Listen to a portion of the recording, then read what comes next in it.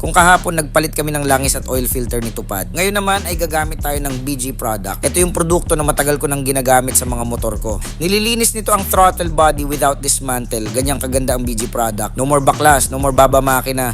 Spray na lang and that's it.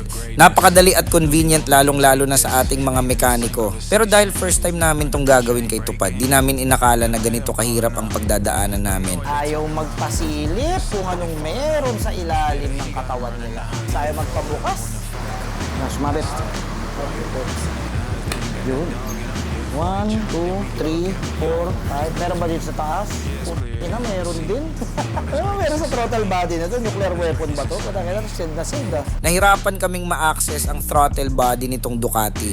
Kinakailangan naming tanggalin halos lahat ng mga sensor. Hindi katulad sa ibang motor na pagbaklas mo ng air filter, makikita mo na agad ang throttle body. Bakit ko ini-insist na linisin na yung throttle body? Kasi nga, kung nakapanood yung mga biyahe namin, kung saan ako nagpapakarga, nakailang bote-bote na ako, malamang yung mga gasolina na yan, usually madumi talaga. Kaya gusto ko rin makita anong resulta niya dito, ng epekto niya. Mahirap na part ka na pag nagpapalit-palit na yung tornilyo ng motor. So meron namang hex dito, ewan ko ba't may dalawa pang star doon, mukhang tanga, no? Pwede lang ginawang hex, at may star pa sa dulo, mukhang tanga.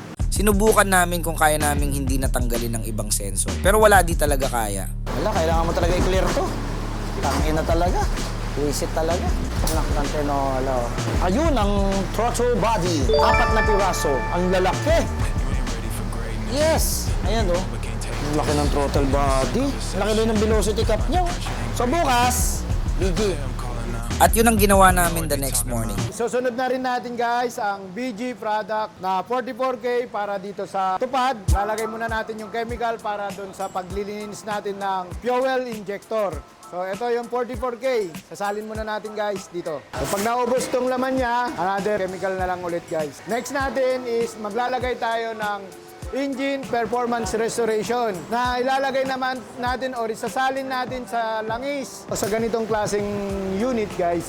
Maglalagay tayo ng dalawa. Tara na natin, prepare na natin yung hose para panda rin si Tupad. So bago natin na i-start itong motor, check din natin yung mga hinugot natin kagabi na mga connections.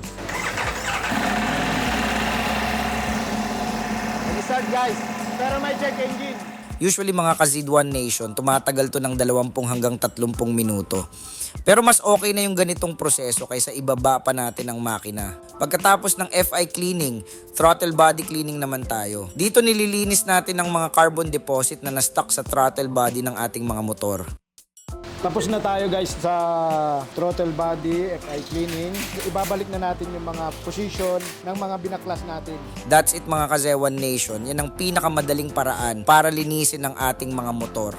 Kaya kung 2 hanggang 3 taon na yung motor mo at hindi ka pamilyar sa BG products, dalhin mo na yan dito sa 01 Moto. Lagi niyong tatandaan sa 01. Kayo ang number 1. Sige bomba, di rin lang ang malakas. Sige bomba,